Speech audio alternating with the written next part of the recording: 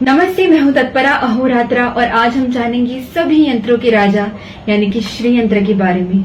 हमारे धारुज शिवलिंग के ऊपर भी इसी यंत्र को बनाया गया है। श्री यंत्र को सकल वास्तु दोष निवारक माना जाता है और कहते हैं कि श्री यंत्र को समझने के लिए हमारे 120 वर्ष भी कम पड़ेंगे। श्री यंत्र को आज हमारे कितने ही साइंटिस्ट और ज्योमेट्रिकल एक्सपर्ट्स ने समझने और बनाने के लिए आज उनके लिए ये एक चैलेंज बनकर रह चुका है। हमारे तिरुपति वेंकटेश्वर स्वामी को भी श्री यंत्र के ऊपर ही प्रतिष्ठापित किया गया है। इसलिए यही प्रयास रहा है कि एक वीडियो के थ्रू जितना थोड़ा ज्ञान है वो आप तक पहुंचा पा सके। इसीलिए आगे देखिए। जब देवी पार्वती ने भगवान शिव द्वारा इस पूरे सृष्टि का सार समझना चाहा, तब भगवान शिव ने मिट्टी पर इस श्रीयंत्र का रेखा चित्र बनाया और समझाया कि ये श्रीयंत्र ही हमारे पूरे संसार और सृष्टि का प्रतिरूप है। जिस जगह पर भगवान शिव ने श्रीयंत्र समझाया था, आज हम उस जगह को श्रीनगर के नाम से जानते हैं। अणु रेणु से लेकर शब्दों के मूल तक, फिर चाहे वो कृमि कीट हो, सर्प हो, वन हो और जंगल हो, पक्षियों, जानवर और मनुष्य तक के हर प्रकार के जीव जंतु को अपने में समाता है हमारा श्रीयंत्र। बिंदु का जन्म भगवान शिव के 4 त्रिकोण और देवी पार्वती के 5 त्रिकोणों के संग द्वारा हुआ था। इन 9 त्रिकोणों को जोड़ने से बने 43 त्रिकोण। ये 43 त्रिकोण हमारे शरीर के धातुओं को दर्शाते हैं। सबसे पहला त्रिकोण हर जीवी का कवच यानी कि जीवात्मा कहलाता है।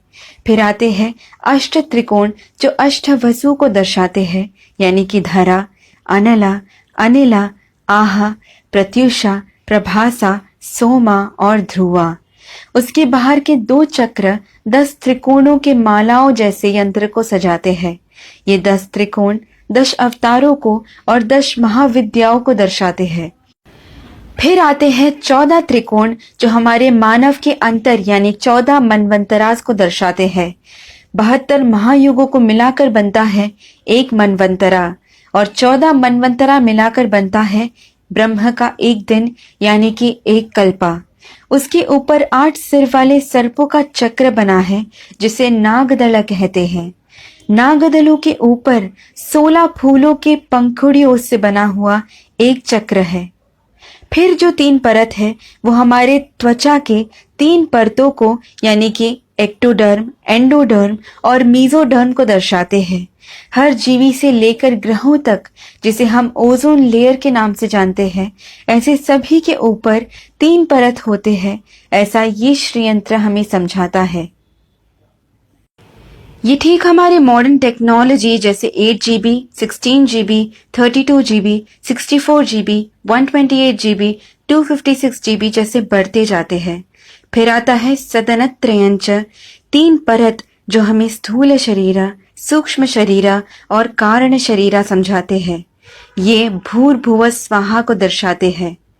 ये परतें 4 खुले द्वारों को बनाते हैं जो हमें समझाते हैं कि इस चक्र में एक बार आ गए तो वापस निकलना नामुमकिन है। हमें मिटाने वाले भगवान शिव को जन्म देने वाले ब्रह्म के पितामह विष्णु का जन्म हुआ इसी श्रीयंत्र से। अगर आप इसे समझ गए तो आपके लिए इसके षोडश मंत्र यानी कि 16 बीजाक्षरी मंत्र को समझने और याद करने के लिए और भी ज्यादा आसानी होगी। इसके मंत्र को सभी मंत्रों का राजा माना जाता है। तो आइए सुनते हैं और समझते हैं इसके षोडश मंत्र को।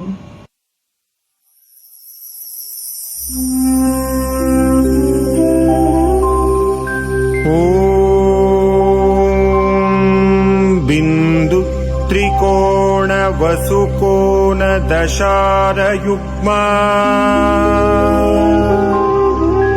मन्वस्त्र नागदल षोडश पत्रयुक्तम् वृत्तत्रयञ्च धरणी सदनंत्रयञ्च श्रीचक्रराज उदितः परदेवतायाः